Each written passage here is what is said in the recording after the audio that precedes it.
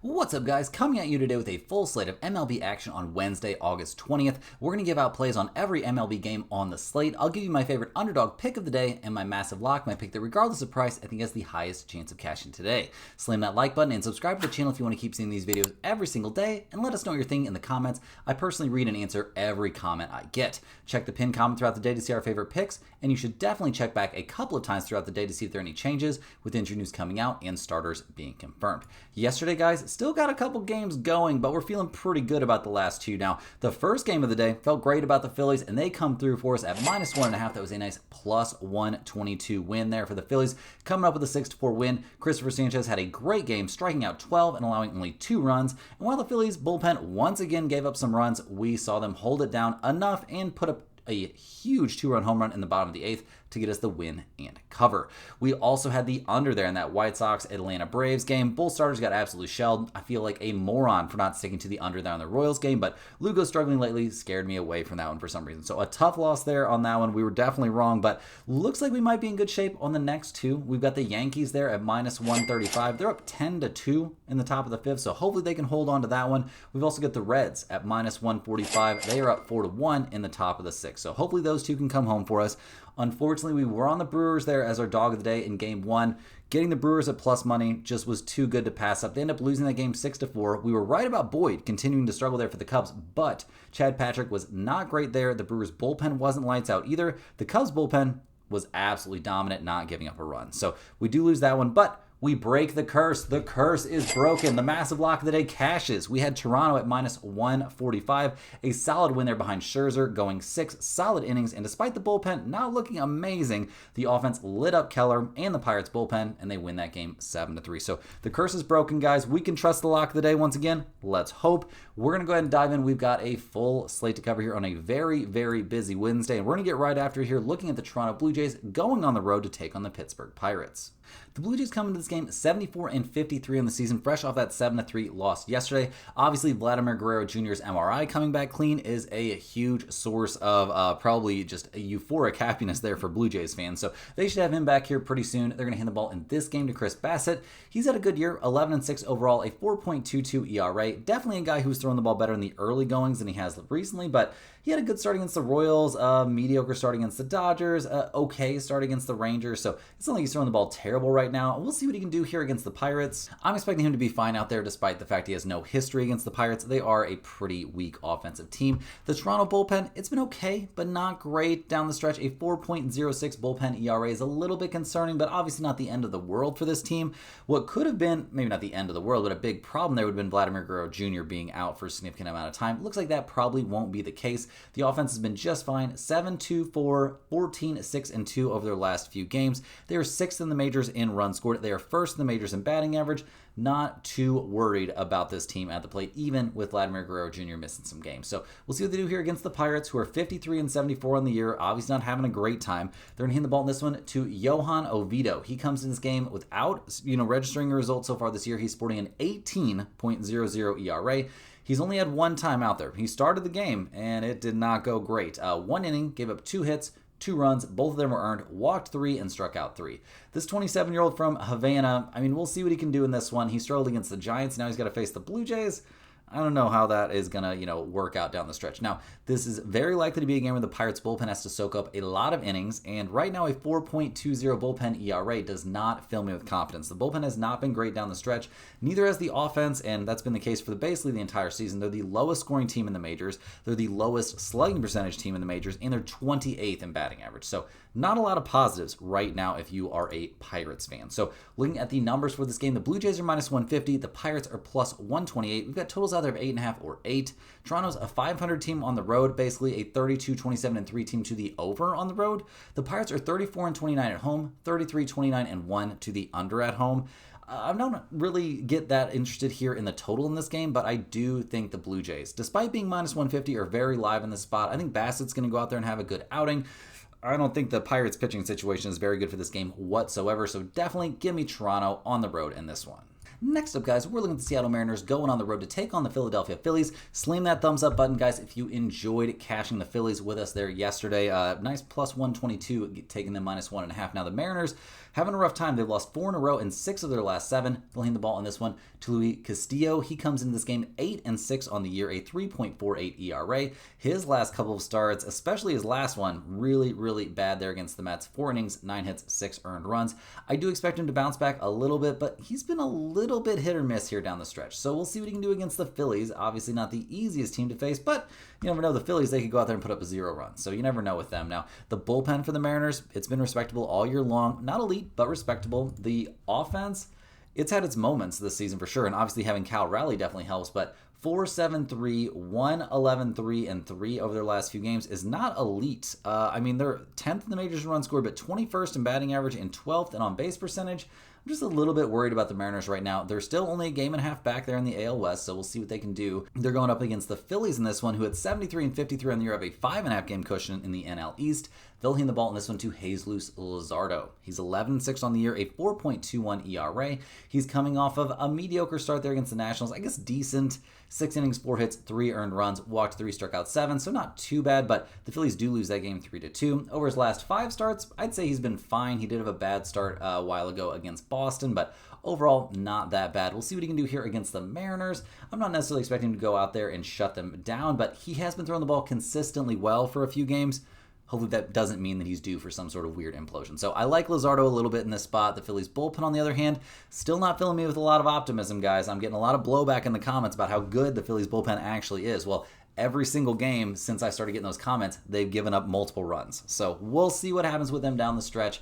The offense for the Phillies can be great when the power numbers are working out, but we'll see. They're not super reliable necessarily. They are 3rd in batting average, 9th in runs scored, 9th in slugging percentage. So I'm not talking a bunch of crap. Obviously, they hit the ball really, really well there yesterday and got us a win. So maybe they can back that up with a good start here again, or a good outing against Castillo. Now, looking at the numbers, the Mariners are plus 118. The Phillies are minus 140. We've got a total of 8.5. The Mariners are about a 500 team on the road, 33-29-1 to the over on the road. The Phillies are 37-21 at home, 29-26-3 to the over at home. I'm not really into over in this game. I do think under 8.5 is actually something worth taking into consideration here. Although with the bullpen situations, I'm not 100% sure if I love it. In terms of the side, I am going to lean towards the Phillies at minus 140. Luzardo's throwing the ball well. The Phillies offense is struggling a bit, and Castillo hasn't been throwing the ball amazing, but this game probably not pinned comment worthy. Rolling right along here, we're looking at the Houston Astros going on the road to take on the Detroit Tigers. The Astros come into this game fresh off a 1-0 loss there yesterday. Pretty bad stuff. There was a really questionable call overturned in that game, and yeah, I don't know about that one. The Astros probably should have won that one 1-0 there in regulation, something that we'll be talking about at least briefly covering when it comes to the premium picks. But the Astros not having the best time down the stretch. They're very lucky that the Mariners and Rangers are both struggling as well. Now, they're going to hand the ball in this one to Framber Valdez. He's been a big part of their struggle recently, just like he was part of the success in the early season. He's 11-6 on the year, a 3.01 ERA, but his last few starts, he has not looked amazing. Gave up 9 hits, 4 runs, 3 of which were earned in a 7-0 loss against Baltimore his last time out. And honestly, his last 3 starts have been pretty subpar. So we'll see if he can bounce back here going up against the Tigers. Not necessarily the toughest team to face sometimes, but sometimes they can be pretty rough out there at the plate. Now, the bullpen for the Astros, a 3.80 bullpen ERA is not terrible, but they haven't been nearly as good in the pen recently as they've been, throughout the season. And the offense, well, they've disappeared, guys. I guess they're not even hitting the ball at all because they scored 0 runs, 3 straight games, 0-0-0, 5-0 and 4 over their last few. Some of the coldest bats in the MLB right now. So definitely tons of reason to be concerned if you're an Astros fan. The Tigers come into this game playing pretty well. They've won 6 out of their last 7 games. They've got a comfortable lead there in the AL Central. They're going to hand the ball in this one to Uncle Charlie. Charlie Morton's 8-10 on the year, a 5.20 ERA. And for a 41-year-old out on there on the Major League mound, he's looked really, really good for his new team. Coming over there from Baltimore, acquired there by Detroit. Great start against the Phillies. Bad start against the Angels. Great start against the Minnesota Twins. So we'll see what he does here against the Astros, one of the coldest hitting teams in baseball right now. I kind of think Uncle Charlie's got what it takes to go out there and be good. Now, the Tigers' bullpen hasn't been amazing this year necessarily, probably over their last 30 or so games, but recently they've been better. So that's steps in the right direction. The offense, 1-10, 1-8, 7-4, and 1. not super reliable, and they haven't been playing the best teams either. So I know they're still 7th in runs scored, they're 8th in slugging percentage, all those numbers for the season look good, but right now they're not hitting the ball incredibly well. So looking at the numbers for this game, the Astros are minus 130, the Tigers are plus 110. We've got a total of 8 in this one. Houston's 31-28 on the road, 27-27-5 to the over-under on the road. Detroit's 39-24 at home, 30-28-5 to the over at home. I actually think under 8 is not crazy in this game, the way these two teams have been swinging the bats. Now, I'm not going to get all over that because of Valdez and just because of the do factor there for the Astros, but in terms of a side, I don't mind backing Uncle Charlie here at all at plus 110. Valdez has been really bad down the stretch.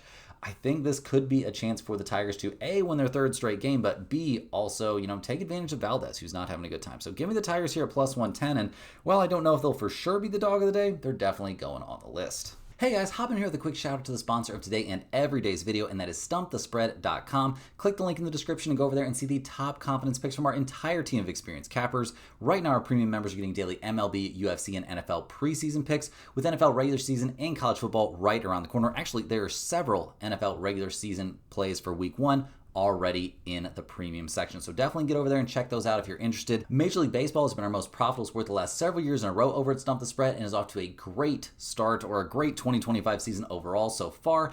At StumpTheSpread.com, you'll be able to see exclusive free picks that are only posted there, our free-to-use bet size calculator, and our premium top confidence picks, which might not, usually will not always match what you see from me in the videos, as I'm not the premium MLB handicapper for Stump the Spread.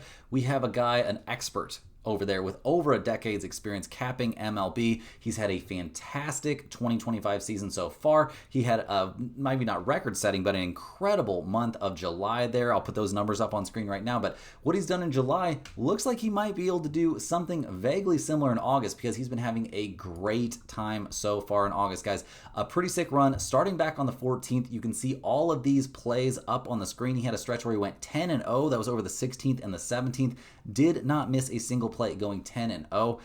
Yesterday, he went 3-2, and it looks like here on the 19th, he's going to go probably 2-1. Got a pretty raw deal there. He had the Astros as underdogs, and they do eventually lose 1-0, but like I said, guys, a pretty bad call there. Probably a game the Astros should have won 1-0. He had the Phillies as a 2-unit play. That one cashes, as we saw. The Yankees as a 1-unit play. They're up 10-2, so the odds of them winning that game are pretty solid. So should be a nice winning day once again for the premium members over there at Stump the Spread. So definitely get in there, check that out. Obviously, it's been a very, very good deal so far. All you gotta do is click the link down in the description to get over there to StumpTheSpread.com. That's where you can see all the premium plays, but you also want to go over there to get on the free email newsletter, guys. It's been a great value to everybody on the email list, which is absolutely free all year long. You get one email straight to your inbox every single day, or your spam folder. So check your spam folder if you're having trouble getting the emails, but definitely at least one, oftentimes 2 free picks in every single one of those emails. Parlays in there. There's also a bankroll builder going on in those emails. That's 2-0 so far, trying to take $100 all the way up to $10,000. So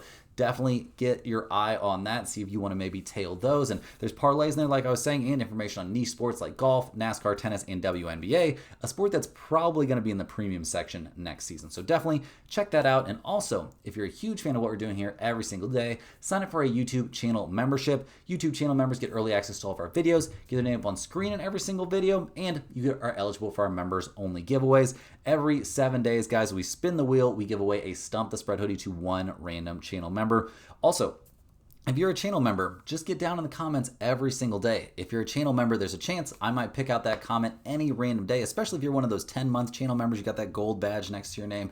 I could end up just sending you a hoodie just because I feel like you deserve it. So definitely get in the mix there if you're interested. But guys, we got to dive back in. We've got a whole slate of games to cover. And next up, we're going to be looking at the Cleveland Guardians going on the road to take on the Arizona Diamondbacks. Cleveland comes into this game, well, actually they're playing right now, and things have gotten very complicated. We now have a game that's tied up in the middle of the 6th inning, so we'll see how that one finishes. The Guardians at 64-40 on the year, definitely in the wild card hunt there in the American League. They're handing the ball in this one to Parker Messick, this young 24-year-old lefty coming up from the minors. We'll see what he can do. I'm always a little bit concerned about these dudes coming up from the minors making these starts. He could go out there and be lights out, but he could also go out there and implode. And him being left-handed, I'd be lying if I said that didn't make me a little bit more worried about his control. Although that, Sometimes that's a thing, sometimes it's not a thing. So we'll see how he does. Obviously, the Guardians bullpen has been very good this year. Definitely a big strength and something they can, rely on here if, their young rookie has a little bit of trouble.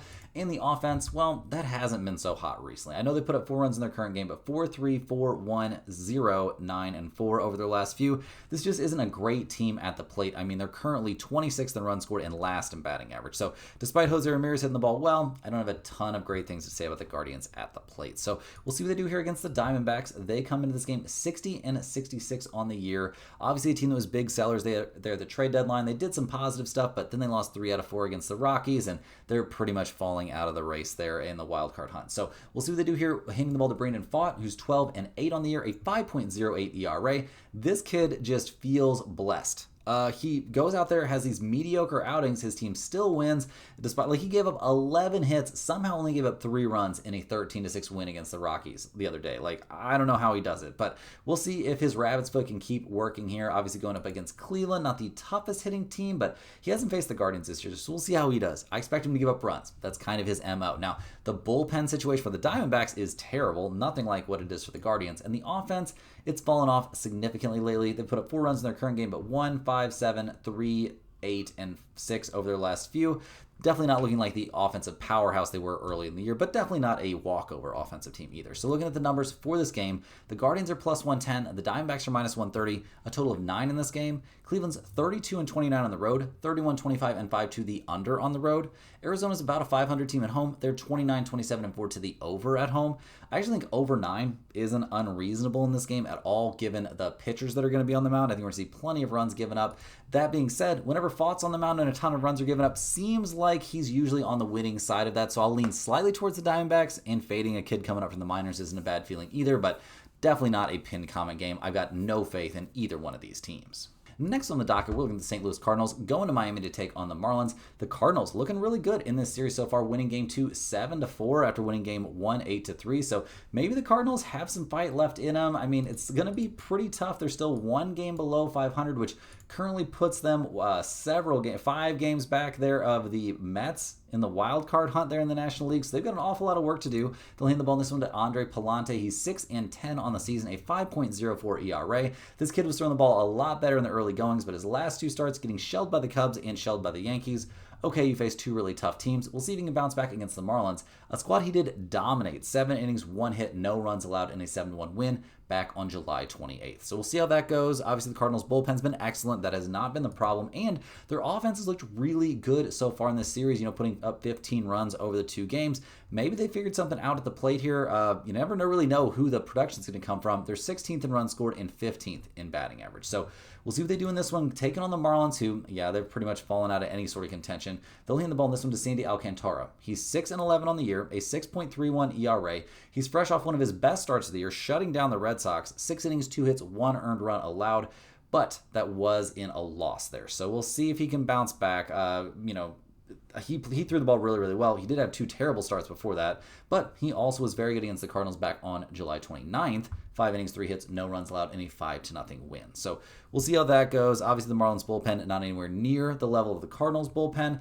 The offense for the Marlins 4-3-5, 5-1 and 4 over their last few games. Not hitting the ball well. This team is a little bit more dangerous than you would think at the plate this season, but 19th in runs scored and 18th in on base percentage.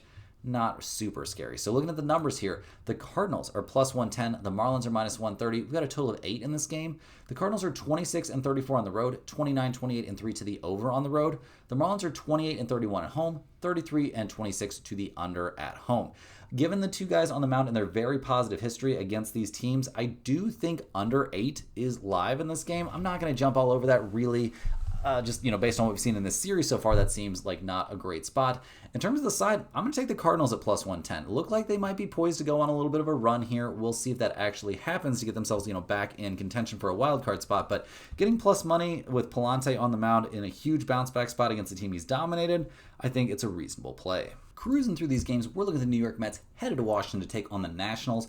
The Mets come into this game 67-58 on the year. They have won 3 in a row, but they're still 5.5 games back there in the NL East. They're going to hand the ball in this one to Kodai Senga. He's this, veteran from Japan. He's 7-4 on the year, a 2.35 ERA, but it's been weird recently. He's been making very short outings, putting a lot of pressure on the bullpen. When he's been out there, he's been pretty good, but at some point you have to get in a little bit of trouble making these super short starts. So we'll see how things work. Obviously, he's been throwing the ball pretty well recently, and he's going up against the Nationals, not the scariest team. He dominated them back in mid-June, so I expect him to be fine, but I don't expect him to stay out there long. Now, the Mets bullpen, early in the year, I'd be like, fine, they can soak up all those innings if they have to, but they've struggled a little bit recently, up to a 3.85 bullpen ERA. The offense, they are hitting the ball finally. I mean, 8, 7, 3, 9, 4, and 6 over their last few games isn't terrible. They're currently 14th in runs scored in the majors, 20th in batting average. I'm sure you all know a little bit about the, at least semi-struggles of the Mets at the plate this year. So we'll see if they can keep the offense rolling here against the Nationals, who have lost 3 out of their last 4, and they're 25 games below 500. They'll hand the ball to Brad Lord in this game. This young 25-year-old, he's sporting a 3.26 ERA. He's been a starter for a bit now, and it's been working out, no doubt about that. His last time on the mound, 6 innings, 7 hits, 2 earned runs against the Phillies. Time before that, 6 innings, 4 hits, 1 earned run against the Giants. Gave up 3 earned runs against the Brewers, but really has been lights out over his last 5 starts. And the Nationals are 4-1 over those starts. So very, very good stuff there from Brad Lord. Obviously, the Nationals bullpen, not good stuff. A 5.82 bullpen ERA is the worst bullpen in the major leagues. So that's a big concern. And the offense hasn't been incredible. 1, 9, 2, 2, 3, and 8 over their last several games. They're currently 20th in runs scored, 19th in batting average, 22nd in on-base percentage. So we'll see what they do here against Senga and the Mets bullpen, but I'm not expecting miracles. Now, looking at the numbers here, the Mets are minus 185, the Nationals are plus 150. We've got a total of 8.5.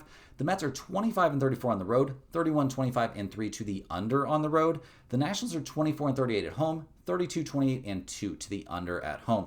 With these trends and these two guys on the mound, despite the bad bullpen there from the Nationals, I think under 8.5 is a pretty good value. You could also take no run first inning. That might be a bit safer, and that might be what we end up going with in this one, because I really think offense is going to be at a premium, at least in the early goings.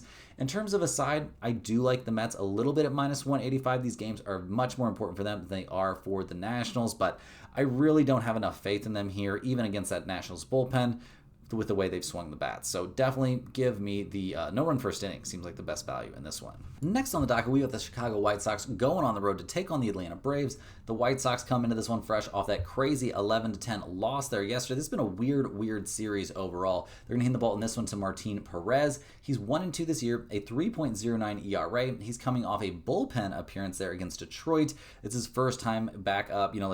He missed 4 months there. So we'll see. We'll see what he looks like in this one. Very good bullpen stuff. Get him right back in the starting lineup. I don't expect him to go deep into this game, but he did look healthy. We'll see what he can do here against the Atlanta Braves. The bullpen for the White Sox has been pretty respectable this season, so got to give him credit there, although yesterday not so much. The offense, 10, 13, 2, 2, and 1. The last 2 games, they've been hitting the cover off the ball. That has not been the norm for this team, though. They're 29th in batting average, 29th in slugging percentage, and 27th in the majors in runs scored. So probably time for them to take a little step back here offensively. We'll see what happens as they take on the Braves, who've been playing really well. They're 57-69 on the year, so they've got a ton more work to do over the end of this season. They'll hand the ball in this one to Hurston Waldrep. He is 3-0 on the year, a 1.02 ERA.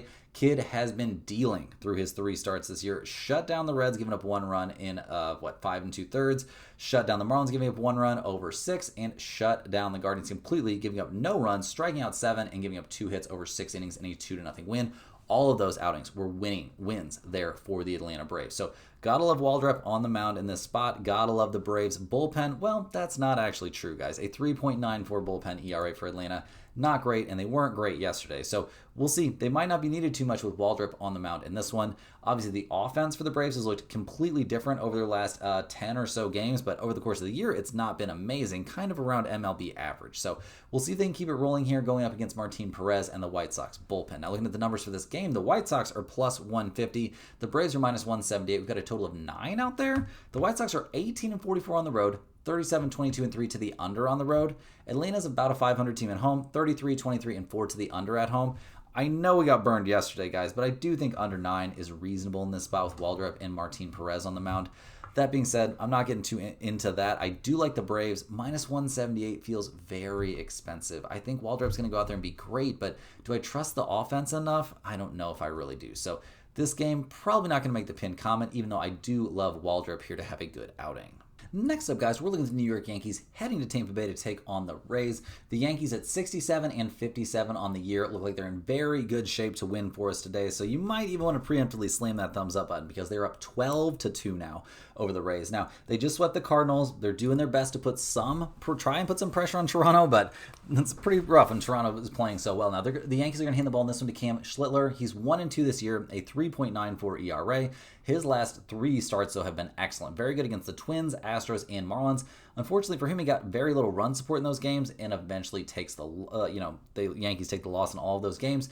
The Rays, he faced them back on July 28th and didn't have a great time. 4 1/3 innings, 7 hits, 3 earned runs allowed, and a 4-2 loss. So we'll see if he can do a little bit better this time against Tampa Bay. The Yankees bullpen hasn't had the best time down the stretch this season. They looked really good in the early goings, but right now a 4.21 bullpen ERA has them kind of in the bottom part of the majors there. And the offense, well, that's turned around. 12 in their current game at least, might run it up more. 8, 12, 4, 1, and 9 over their last few games. Seems like the offense is going to be fine, guys. They're currently 3rd in runs scored, 1st in slugging percentage, and 3rd in on-base percentage. Yeah, the Yankees are back to being a terrifying team at the plate. So we'll see what they do here against the Tampa Bay Rays, who've been playing a little bit better down the stretch. At 61 and 64 on the year, they obviously have a ton of work to do to get in the wild card hunt. They're 6 games back there of the Boston Red Sox and Seattle Mariners. They're going to hand the ball in this one to Drew Rasmussen, who's 10-5 on the season, a 2.60 ERA. He's had a great year. He's been throwing the ball really, really well here lately. I mean, over his last 3 starts, he's given up 1 earned run, and those are starts against the Dodgers, the Mariners, and the Athletics. So it doesn't get a whole lot better than that. He faced the Yankees back on the 28th. 5 innings, 4 hits, 2 earned runs, and a 4-2 win. So I like Rasmussen in the spot a very reasonable amount. I like the Tampa Bay bullpen a lot more than I like the Yankees bullpen right now. They've been pretty reliable this year. Now, the offense is a whole nother situation, guys. They've put up good numbers over the course of the year, but they went on that long 20, maybe 30 game stretch where all of a sudden the offense looked pretty bad. So we'll see if they can get back on track here. Only 2 runs in their current game, 1 in their last game against the Giants. Definitely not swinging the hottest bat. So looking at the numbers for this game, the Yankees are plus 100, the Rays are minus 120, a total of 8.5. The Yankees are 30-32 on the road, 31-28 and 3 to the over on the road. Tampa Bay's 32-30 at home, 35-24 and 3 to the under at home. I don't have much of a lean on this game, guys. I'm going to be really honest. I'd love to back my red-bearded brother there in Drew Rasmussen, but the Rays' bats have just been too bad recently. Maybe I still lean a bit towards the Rays in this one, I guess, but I don't have very much conviction on that at all. In terms of the total, I will lean towards the under, but I don't have much conviction on that one either. So this game, we're pretty much just going to stay away. Cruising along here, we're looking at the Sacramento Athletics going on the road to take on the Minnesota Twins. The Athletics got the 6-3 win in Game 1 of this series in Minnesota, so good stuff there, but at 57 and 70 on the year, they're not headed anywhere important. They're going to hand the ball in this one to JT Ginn. He is 2-5 on the year, a 5.04 ERA. His last 3 starts, not going great. Shelled by Tampa Bay, knocked around a little bit there by Baltimore, and shelled by the Arizona Diamondbacks. He has had good stretches this year, don't get me wrong. We'll see what he can do against the Twins, but I have a hard time expecting miracles from this guy right now. Also, the Athletics bullpen's been one of the worst in the majors, so when he has to come out, or if he gets in trouble, there's not a lot of great things they can do to save him, and the offense, well, that's another thing, guys. The offense has been excellent. 6-5-7, 10-2, and 6 over their last few games. This is a dangerous team at the plate. They're 5th in batting average. They're 4th in slugging percentage. Like, there's a lot to like here if you're the Athletics at the plate. Now, the opponent for them is going to be the Twins at 58 and 67 on the year. They've drastically underperformed. They've lost 4 out of 5. They're going to hand the ball to Bailey Ober, who is 4-7 on the year, a 5.15 ERA. His last start was against the Tigers, 5 1/3 innings, 4 hits, 3 earned runs. I mean, I'm not going to get too excited about that. We'll see what he can do. Obviously, we see the Twins are 0-5 over his last 5 starts, so that's not exactly what you want to see. And yeah, I'm a little bit worried here about Bailey Ober. He has not thrown the ball great, and yeah, going up against the Athletics could be a little bit scary. The bullpen for the Twins has also been a big problem, a 4.26 bullpen ERA. That's not what you want to see either. So yeah, just a lot of concerns right now for the Twins. Their offense is much to write home about, either 3-8, 5-0, 3-4 over their last few games. They're banged up. They're 23rd in the majors in runs scored and 24th in batting average. So look at the numbers here, guys. The Athletics are plus 110. The Twins are minus 130. We've got a total of 9 out there. The Athletics, they're close to a 500 road team. They're 30, 27, and 6 to the over on the road. The Twins are 33 and 28 at home, 31, 27, and 3 to the under at home. I'm not interested in that total of 9, but I am interested in the Athletics at plus 110. I know JT Ginn has not been throwing the ball great recently, but it might not matter in this spot. I think the Athletics are probably going to put up some runs on Ober and that Twins bullpen, so give me the Athletics here in what I think could maybe be a high-scoring game. Next on the docket, we're looking at the Texas Rangers headed to Kansas City to take on the Royals. The Rangers take the 5-2 loss there in Game 2 of this series, having a really rough time now, 3 games below 500. We don't have a confirmed starter for the Rangers right now, so that's a little bit annoying. Not sure who they're going to put on the mound. Obviously, they've got a very solid pitching staff, so maybe it'll be fine. But yeah, DeGrom dealing with some shoulder fatigue. That is not good news for this squad at all. So we'll see who they hand the ball to. Obviously, if it ends up being a bullpen start, that shouldn't be the end of the world for the Rangers. They've had a very respectable bullpen all year long. The problem for this team has been their lack of offense. 2-3-10. 2-5-4 over their last few games. It's just not going to quite get the job done. Like, they're 26th in batting average, 24th in runs scored. You got to put together some offense if you want to be an actual playoff contender. So we'll see what they do here against the Royals, who, speaking of teams that need to put together some offense, are kind of making it happen. They're now 4 games above 500. They've won 5 in a row and 7 of 8. They'll hand the ball in this one to Noah Cameron, who's 26 years old. He's 7-5 on the year, a 2.47 ERA. He's had some peaks and valleys this year, which is what you would expect from a guy that age, but he's throwing the ball really, really well right now, just coming off a 1-run allowed appearance there against the White Sox. Gave up 0 earned runs against the Twins. Did have a bit of a, hiccup there against Toronto, but that's happening to everyone right now. We'll see what he can do against the Rangers. I'm expecting him to be pretty good. He hasn't faced them this year, but I'm not too worried about Noah Cameron in this matchup and the Royals bullpen. Right there with the Rangers, it's been very good this season. The offense, not amazing, but 5, 4, 6, 6, 3, 7, and 8 over their last few is hot hitting for a team that's 28th in the majors in runs scored and 25th in on-base percentage. Just looking at the numbers for this one, the Rangers are minus 125, the Royals are plus 105. We got a total of 8 in this game. The Rangers are 25 and 37 on the road, 32, 29, and 1 to the over on the road. The Royals are 33 and 29 at home, 37, 24, and 1 to the under at home.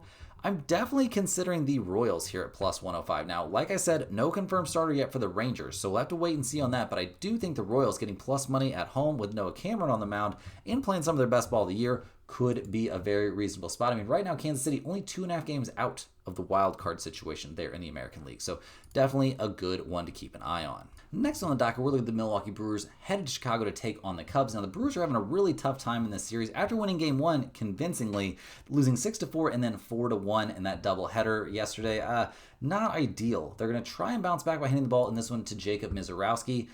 The young phenom is 4-1 on the year, a 3.89 ERA, but the last 2 times we saw him on the mound was not going great. Now, the Brewers managed to win both of those games with the offense going nuts, but he got shelled by the Cubs the last time he faced them. They got dismantled by the Reds the last time he was on the mound, so definitely a bit worried about Misiorowski here. He had that little stint on the IL, came back, he's apparently fine, then doesn't look so fine, so we'll see which version we get of him in this one. The bullpen for the Brewers has looked much better down the stretch, a 3.79 bullpen ERA.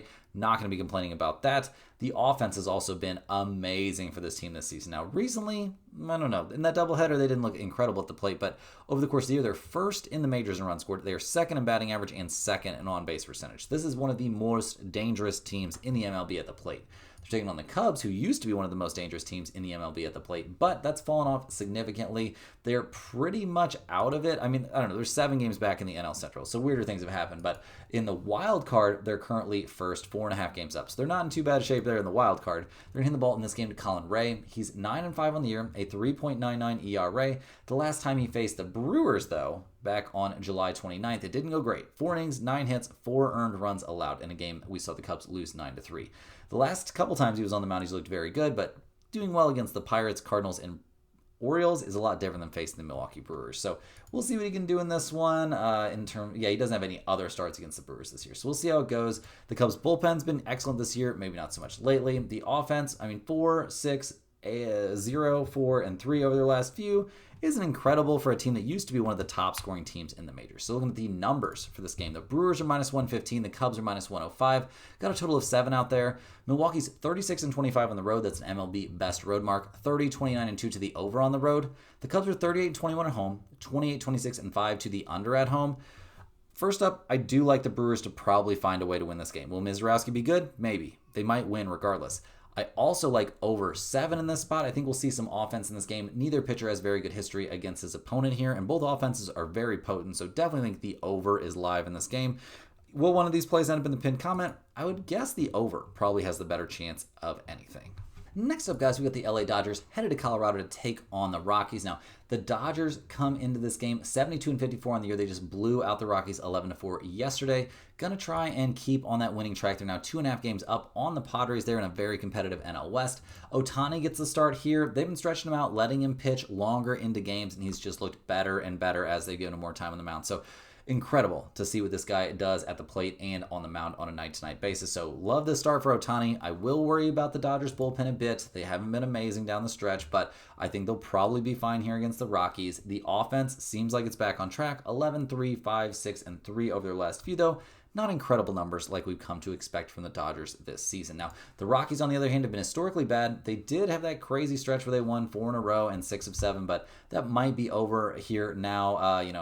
They just lost 11-4. So we'll see what they can do handing the ball to Tanner Gordon. He's 3-5 on the season, a 7.98 ERA. His last start was pretty good there against Arizona, but he very recently gave up 10 earned runs on 12 hits over 4 2/3 innings against those Diamondbacks. He also got shelled by Toronto, also got shelled by Cleveland. You kind of see the way this is going. I don't expect this kid to have a great time against the Dodgers. I don't expect the Rockies bullpen to be good because they've been one of the worst bullpens in the majors this year, and their offense, nothing to write home about. They have had a few good games lately. Don't get me wrong, but I don't really expect that to continue. So looking at the numbers, the Dodgers are minus 305. The Rockies are plus 240. We've got a total of 11.5. The Dodgers are 28-29 on the road, 32-24-1 to the under on the road. The Rockies are 19-43 at home. That's an MLB worst home mark. 31-29-2 to the under at home.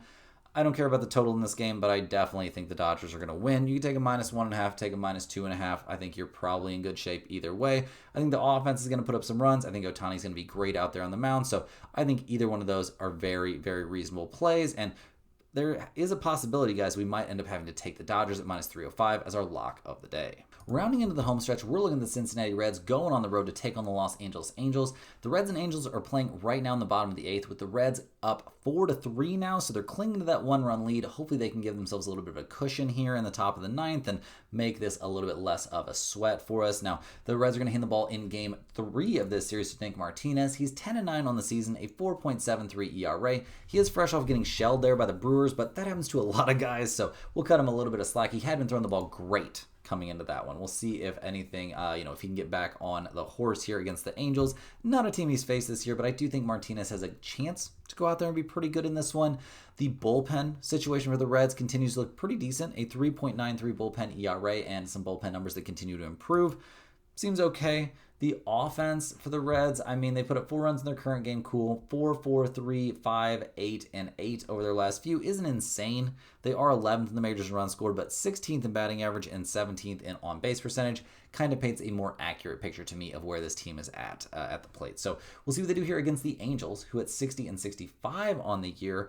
Not having the best time, pretty much out of the mix here. They'll hand the ball in this one to Yusei Kikuchi, who at 6-8 on the year, but a 3.52 ERA. Has had a pretty okay season, but the last couple of games, struggling against the Athletics and against the Tigers, isn't the best look, and he just hasn't been dominant much this season at all. So we'll see what he does here against the Reds. Not a team he's faced, but I have a little bit of trouble backing Kikuchi at the moment. The bullpen situation for the Angels has been bad all year long. Bottom 5 in the majors, not a good bullpen. And the offense, while they have had flashes of being an excellent offense, they've got Taylor Ward maybe going to get to 100 RBIs this season, but 27th in batting average and 23rd in on-base percentage. That'll hold back any offense. So looking at the numbers for this one, guys, the Reds are plus 105. The Angels are minus 125. Got a total of 8.5. The Reds are 29-31 on the road, 33-26-1 to the under on the road. The Angels are 33-30 at home, 35-24-4 to the over at home. I don't think over 8.5 is crazy in this game. We'll see. I don't necessarily love it, but I do think it's live. In terms of a side, I'm going to lean just slightly towards the Angels with Kikuchi on the mound, but this is not a spot that I'm putting in the pinned comment. Last but not least, guys, we're looking at the San Francisco Giants going on the road to take on the San Diego Padres. The Giants and Padres are actually playing right now with the Padres up 4-1 in the bottom of the 6th inning. The Giants have been playing a little bit better, but at 61-64, they've got a lot of work to do. They're going to hand the ball in this one to Landon Roop. He's 7-6 on the year, a 3.45 ERA. His last start, though, he got knocked around pretty aggressively by the Tampa Bay Rays. Not a great look there. We'll see what he can do here against the Padres. Obviously, a very important team for the Giants to have success against. The last time he faced them, he was great. Back in early June, 6 1/3 innings, 4 hits, no runs allowed, walked 2 and struck out 5, in a game the Giants would eventually lose 3-2 in extras. So not his fault there. That was a very, very good start. I don't worry about leaning Roop on the mound here, but I do worry a little bit about the Giants' bats, obviously. Now, the bullpen's been fantastic, so the pitching staff, that situation's fine. The offense, though, is terrible, guys. I mean, they've hit the ball a little bit better here recently, but 25th in runs scored, 25th in batting average. Like, I just can't get too on board with the team that can't hit the ball. So we'll see what they do here against the Padres, who have been sliding aggressively. They are in shape to potentially win their current game, but yeah, they're now 2.5 games back in the NL West. Playing the ball in this one to JP Sears, who's 7-10 on the year, a 5.12 ERA. Since coming over, guys, he didn't look good in his one start there against Arizona. 5 innings, 10 hits, 5 earned runs. He's going to have to be much better here. Although going against the Giants probably feels a lot better, and he has an amazing start against the Giants on his resume back on the 4th of July. So we'll see if he can make it happen in this one. Looking at the numbers, the Giants, are plus 125. The Padres are minus 145. And with one of the best bullpens in the majors and a sometimes decent offense, got to take them seriously here. The Giants, 31-30 on the road, 32-25-4 to the over on the road. The Padres are 38-20 at home, 31-25-2 to the under at home. In this game, I'm going to be leaning more towards the Giants, just slightly at plus 125, but I don't trust this enough to put in the pinned comment. The Giants can't hit the ball, so maybe we actually should take a good look at under 8 in this spot. I think both pitchers have what it takes to be very, very limiting, and obviously both bullpens are excellent. Guys, that's all the games we have for today. Do me a big favor, hit that like button for good luck on all of your bets, and subscribe to the channel if you're new. But do me an even bigger favor, guys. I'm going to put it as the video that plays after this video. I'm also going to put a link down in the description to my little brother's fishing channel. He just recorded a very, very cool video of him catching some monster smallmouth and making his own lures to catch them with out in Canada. So a long trip, a very cool video, some very cool footage. So do me a big favor, or if you like fishing, just click on it and it's a favor to yourself. But definitely check that out if you're interested. Also, make sure you're getting over to stumpthespread.com, checking out all the premium stuff we offer over there, all the free picks, and getting on that free email newsletter. It's a great value. You definitely want to check that out. Also, guys, you can find the link to that in the description and the link to my little brother's fishing channel. And we will see you right back here, same time, same place tomorrow for more sports betting action.